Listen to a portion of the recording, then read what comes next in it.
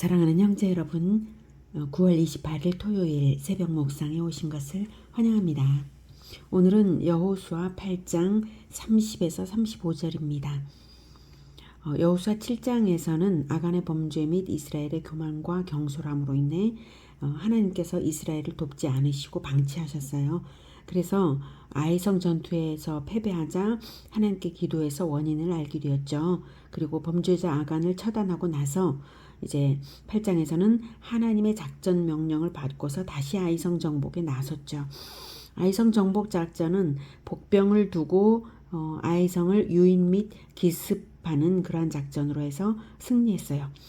그런데 이 전투는 아이성만 아니라 베델도 동시에 정복한 셈이 되었는데요. 베델 사람들이 지원병으로 연합되어 있었거든요. 그리고 승전 후에 이제 베델과 가까운 지역인 세겜 거기에 가서 특별한 의식을 치르는 내용이 30에서 35절입니다. 듣겠습니다.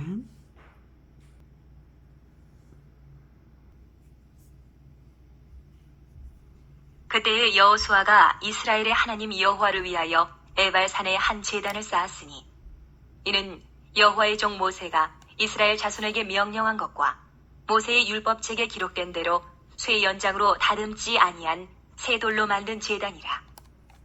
우리가 여호와께 번제물과 화목제물을 그 위에 드렸으며 여호수아가 거기서 모세가 기록한 율법을 이스라엘 자손의 목전에서 그 돌에 기록하매 온 이스라엘과 그 장로들과 관리들과 재판장들과 본토인뿐 아니라 이방인까지 여호와의 언약궤를 맨 레위 사람 제사장들 앞에서 궤의 좌우에 서되 절반은 그리심 산 앞에 절반은 에발 산 앞에 섰으니 이는 전에 여호와의 종 모세가 이스라엘 백성에게 축복하라고 명령한 대로 함이라.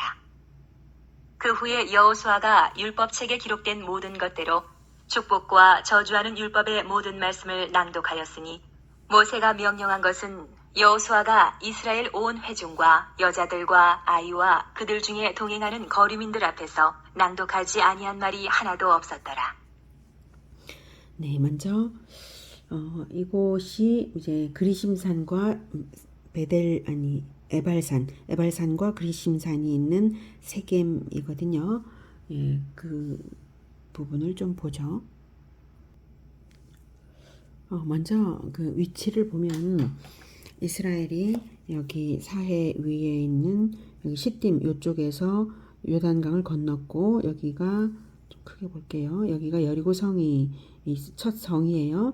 첫 성 여리고성에서 승리를 했고 그 위에 이제 아이성이 이쯤에 있어요. 여기는 안 나왔지만 그리고 그 옆에 베델이 있어요. 그래서 여리고 아이 베델 요 순서대로 있는데요.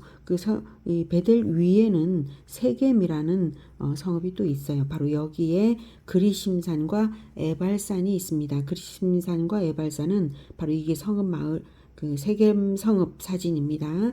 이렇게 세겜 성읍이 이렇게 있고요. 여기에 두 개의 산이 있는데 이쪽이 이제 에발산이고 이쪽이 그리심산입니다. 이렇게 이제 쌍둥이처럼 두 산이 있는 곳입니다. 거기에서 의식을 행한 것입니다. 네, 여기에 이제 여리고 아이 베델 이렇게 있다라고 하는 사진을 보여드리고요. 이것은 이제 거기에 유적이거든요. 이제 베델에 있는 유적입니다. 아이성이었는지 어딘지 모르지만 하여튼 이제 과거의 유적 사진을 한번 봤습니다. 자, 그래서 바로 이 에발산과 그리심산에서 행한 의식이다. 이거 아시고요. 이 30절부터 35절의 그 축복과 저주의 선포 의식은 신명기 27장 1에서 26절에 명령한 것을 그대로 행한 것입니다. 그러니까 이제 가나안 정복 전쟁을 수행하기에 앞서서 이것을 이제 수행을 하고 있는 거죠. 첫성 여리고성에서 승리했고 이제 아이성까지 이제 승리했으니 이제 드디어 세겜 거기에 이제 갈 수 있게 된 거죠. 바로 가까우니까. 그래서 이제 남은 가나안 정복 전쟁을 수행하기에 앞서서 이것을 이 명령대로 수행을 해야 됩니다. 영적 전쟁에 이기는 것은 먼저 예배를 드리는 것에서 판명난다라고 하는 그런 교훈을 생각하게 합니다. 그리고 축복을 받는 것도 하나님과의 관계에서 판명이 난다라고 하는 것을 이제 지금 이스라엘은 체험을 하고 있는 거예요. 아이성 전투에서 패배했던 이유가 바로 하나님의 언약 백성이기 때문에 신비한 작전으로 여리고성에서는 승리를 했지만 하나님의 언약을 어겼으므로 범죄를 함으로 말미암아 하나님의 언약을 어겼으므로 아이성에서는 패배했죠. 자, 그래서 축복을 받는 것과 또 저주를 받는 것, 승리를 하는 것과 패배를 하는 것, 이 두 가지의 아주 선명하게 다른 그 갈림길이 바로 하나님과의 관계성에서 판명난다. 이것을 체험하고 있는데요. 그렇게 해서 이 에발산과 그리심산에서는 한쪽 산에서는 이제 저주를 선포하고 또 한쪽 산에서는 축복을 선포한 그러한 곳입니다. 즉 이제 쌍둥이처럼 양쪽에 산이 있으니까 이제 아주 가까이 있었거든요. 그래서 이쪽 산을 향해서 이쪽 산을 향해서 이렇게 한 것 같아요. 자, 그리고 그렇게 선포를 한 것은 먼저 제단을 먼저 쌓았습니다. 30절에 에발산에 한 제단을 쌓았습니다. 제단은 에발산에서만 쌓았어요. 저주의 산으로 지명된 에발산, 여기서 저주를 선포했거든요. 그래서 저주받을 수 없는 바로 그곳에서 이제 그리스도께서 우리를 위해서 자신을 희생시키신 것을 상징하죠. 제사라고 하는 것 자체가 번제, 화목제, 속죄제, 제사라는 것 자체가 예수님께서 그리스도께서 죄인들을 대신해서 하나님께 자신을 드리신 것을 의미하는 것입니다. 그것을 믿음으로써 그 제사 행위로 고백하는 것이죠. 그게 바로 제사인데 바로 예수님께서는 저주받는 바로 그 자리에 자기 자신을 하나님께 올려드렸다라고 하는 의미가 있습니다. 에발산과 그리심산 중에 에발산에서만 제단을 쌓았거든요. 자, 그렇게 해서 31절에 이것이 모세의 율법책에 기록된 대로 한 것인데 쇠연장으로 다듬지 아니한 쇠돌로 만든 제단이라고 말을 하고 있습니다. 전에도 제가 말씀을 드린 적이 있었죠. 다듬지 아니한 돌로 하라, 쇠연장을 대지 말라라고 하는 하나님의 말씀이 있는데요. 하나님께 올려드리는 것에는 인위성을 가미해서는 안 된다. 인위적인 것으로 하면 하나님께서 행한 것이 아니라 사람이 행했다라고 생각을 하게 되잖아요. 그리고 또한 그리스도의 대속은 인간이 하나님을 도와서 그리스도께서 우리를 구원하신 것이 아닙니다. 그리스도의 대속으로서 우리를 구원하셨는데 하나님께서 독생자 예수님을 내려 보내셔서 독생자 예수님께서 순종하셔서 죽임을 당함으로써 하나님께 자신을 올려드리며 죄인 구원을 기도하셨죠.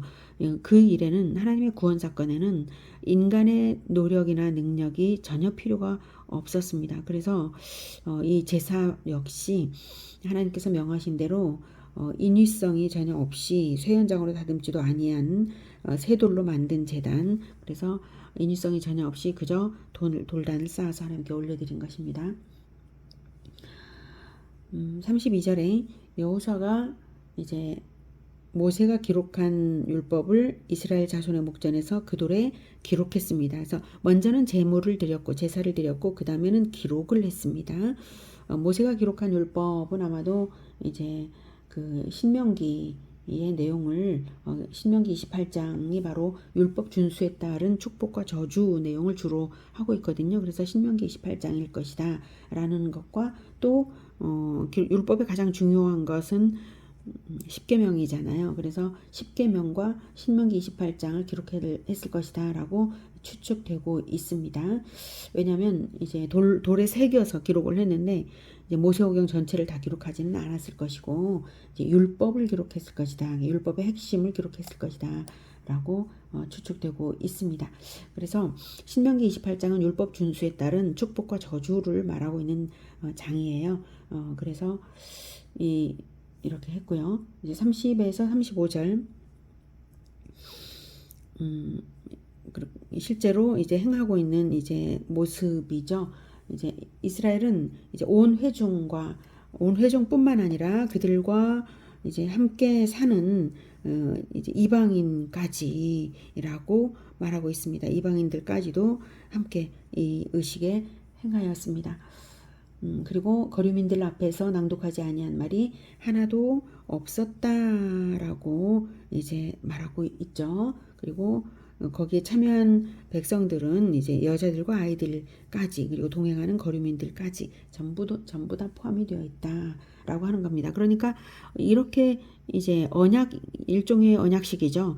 예, 언약을 갱신하는 그러한 의식이다라고 볼 때 여기 참여한 모든 사람들은 언약 백성이며 구원받은 백성입니다. 그렇다면 여기에 거류민들도 있었다라고 하는 사실은 이스라엘의 혈통인 그 유대 혈통만 있는 게 아니라 바로 유대교로 개종하는 그러니까 여호와 신앙으로 들어오는 거류민들도 있었다라고 하는 사실을 알 수가 있어요. 그래서 혈통이 기준이 아니라 하나님과 언약을 맺는 것이 기준이다라고 하는 걸 알 수가 있습니다. 그래서 지금은 예수님의 십자가 죽으심 이후에 복음은 온 세계에 퍼져서 모든 이방인들에게 퍼지고 있고 우리는 혈통 때문에 구원받는 게 아니라 복음을 듣고 믿고 예수 그리스도의 법도를 따르기 때문에 구원받은 언약 백성인 것입니다.